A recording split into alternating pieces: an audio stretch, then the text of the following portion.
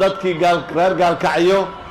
ay soo dhaweeyeen madaxweynaha haddaan ahay iyo wafdigaygaba aad iyo aad ayaad ugu mahadsantihiin. sharaf iyo karaamo weyn ayayna inoo tahay. intaa kadib waxaa in badan laga dhawaajiyey magaalada gaalkacyo taariikhdeedii iyo maxaan ku dhahaa doorkii galmudug ay ku lahayday dhismaheedii, jiritaankeedii, fikirkeedii bilowga ahaa iyo dhammaan ilihii ka dambaysay oo dhan. intaa kadib gaalkacyo taariikhdeeda marka laga sheekaynayo xikmado badan ama oraahyo badan oo colaadda la xiriira ayaa aad iyo aad loo soo hadal qaataa. laakiin maanta waxaan aad iyo aad u bogaadinayaa shacabka reer gaalkacyo sida ay u hagaajiyeen, u xoojiyeen, caqli iyo xoolo iyo fikir intaba u geliyeen nabadda aad iyo aad ayaa muxuu u bogaadinayaa arrintaas. magaalada gaalkacyo ayayna ka muuqataa nabaddu meesha ay ka jirto marna ma qarsoonto. faa'iidada iyo masaalixda iyo wanaagga ay leedahayna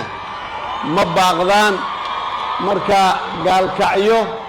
nabaddeeda iyo nabadka talinteeda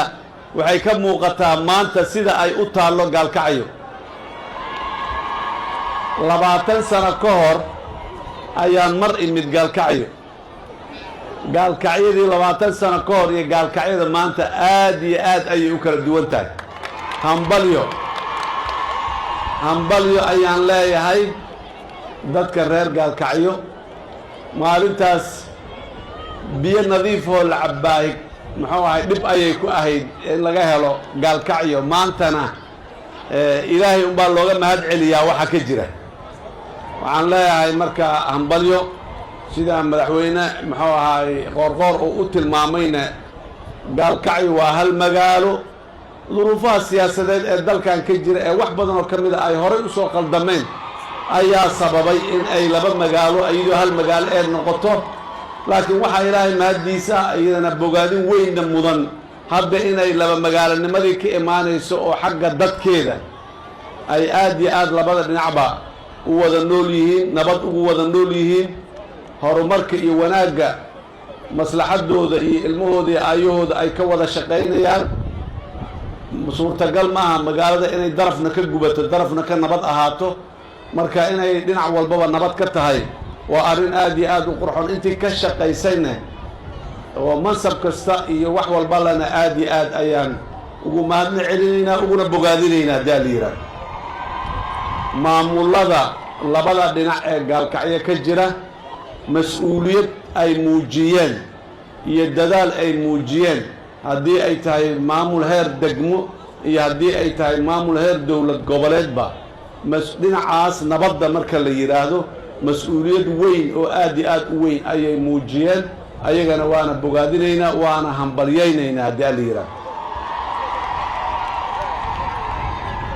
muddo dhow oo aan aad u sii fogeyn ka hor garoonkaanna ma jirin. halyeygii cabdullaahi ciisena magaciisa ma xusnayn. laakiin maanta garoon dhallinyaraduna ay maxaanku idhahdaa garoon u ah odayaasheennii iyo dadkeennii hore taariikhda lahay oo uu ka mid yahay halgamaa cabdullaahi ciise in loogu magac daro si loo xasuusto oo carruurteenna iyo jiilasha cusub ee soo karaya ay u ogaadaan taariikhda cabdullaahi ciise yow ahaa ninkaa marka la yidhaahdo looga hadlo oo ay u ogaadaan aabbayaashoodii awowayaashii hore dalkan waxa ay u soo qabteen iyo maxaanku rahaa juhdiga ay geliyeen iyo khatarta marar badan ay u bareereen.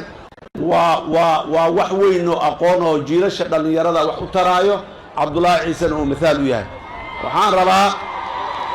intaas kadib inaan aad iyo aad u bogaadiya mar kale iyo mar kale maamulada ka jira magaalada gaalkacyo. waa dadaasheen, meel fiican bay waxay idiin sii marayaan. meel fiican oo intaan ka sii sarraysana waa la sii gaari karaa. waan idin dhiiri gelinaynaa inaad horay ugu sii socotaan midaynta iyo isu keenidda dadka iyo maslaxadooda caamka ah ee dadku ay leeyihiin ee adeegyadu ay ugu horeeyaan. in aad iyo aad la isaga kaashado dhinacii adeeg ka jirana dhinaca kale uu ka faa'iidaysto haddii adeeg kale dhinacaas uu ka jirana dhinaca kale ayaguna ay ka faa'iidaystaan waxa loo sameeyey adeegyadaasi waa marka dadka ugu badan adeegaas uu isticmaalana waa marka faa'iidada ugu badan ay jirto mas'uuliyiinta deegaankaasna ay ku ammaanan yihiin inta qof waxbarasho heshay inta qof caafimaad heshay inta qof maxaan ku yiraahdaa adeegyada kala duwan ee dawladnimada heshay aad iyo aad dhammaan dalka Soomaaliya waa mid hal dawlad oo dadka Soomaaliyeed dhisteen samaysteen wadaageen ku heshiiyeen oo ay wada leeyihiin ayaa dalka guud ahaan ka jirta shu'uunta gaargaarka ana waa midda nidaamka federaalka loo sameeyey oo maxaan ku yiraahdaa dadka in loo dhaweeyo xukunka ee laga warqabo waxaan rabaa dadka inaan u sheego Soomaaliyeed meel kastoo ay joogaan gaar ahaan dadka gaalkacyo ku nool waxa la federaaleeyey waa adeega bulshada iyo talada xukunka waxa la federaaleeyey ee kala qaybsan shacabka ma ahan shacabka Soomaaliyeed waa mid ma federaaleysmo ma kala haro ma kala qoqobmo la suma diidi karo lama kala ilaali karo laakiin nidaamka adeega maxaan ku raad bulshada iyo u dhawaanshiyaha xukunka iyo talada dadka loo dhaweeyo tooda taabanayso waliba degdega ee degaamaysan ee deegaanka ah in dadku ay u dhawaato ayuu ahaa nidaamka federaalka macnihiisu ma dadka inuu qaybiyo macnihiisu ma dadka inuu isku diro macnihiisu ma dadka inay kala qoqobnaadaan oo aanay isu imaan karin wax wadaagi karin maya sidaa ma aha nidaamka federaalka waa nidaamkaas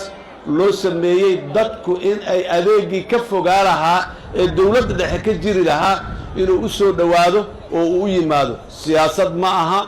maxaan ku rabitaan gaara ma aha reer gaara iyo koox gaara ma aha qof Soomaali ah oo adeeg la siiyey waa qof Soomaali ah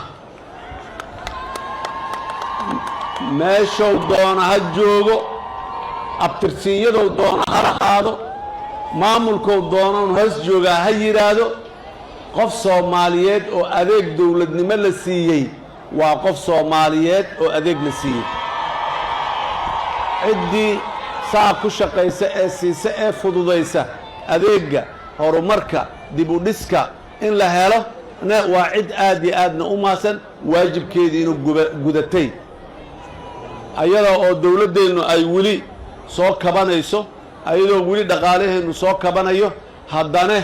wixii yaraa aan heli karnay siyaasad inay kala qoqobto ama muxuu ahay la siyaasadeeyo meesha kuma jirto haddii aan la yiraahdo amniga iyo nabadda waa mas'uuliyadda koobaad wax walba amni iyo nabaday ka dambeeyaan horumar oo dhan amni iyo nabadow ka dambeeyaa wanaaggaasoo ka dambeeya waxba yaanu ninna idinku galgalanin oo idiin sheegin maslaxaddii iyo asaan ku jirto wax la mid ah colaad xumaan dil xabad iyo qarax dhaca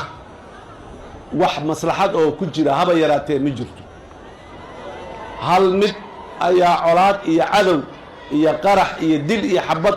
hal midaa naga istaasho naga mudan hal cadow oon leenahay cadowga argagixisada la yiraa haddii uu yahay al-shabaab iyo haddii uu yahay ISIS intaba maxaan ku yiraahdaa waa cadow kaasaa cadow noo wada ah oo u baahan inaan iska kaashanno iskulana garab istaagno sidii loo cirib tiri lahaa loo dhammayn lahaa dadka reer Gaalkacyo mar kale iyo mar kale waxaan leeyahay hambalyo mar kale waxaan leeyahay waa mahadsantihiin mar kale waxaan leeyahay nabadda iyo deganaanshiyaha deegaanka meesha aad soo gaarsiiseen ka sii adkeeya sii xoojiya sii ballaariya cid kasta oo deegaanadan iyo inta ku xeerana u dhow wax isu qabtana nabad iyo wanaag iyo maxaan ku yiraahdaa deganaanshiyaha laga shaqeeyo mar kale iyo mar kale waa idin mahad celinaynaa waana idin bogaadinaynaa aad iyo aad ayaa u mahadsantihiin wasalaamu calaykum waraxmatullaahi wabarakaatu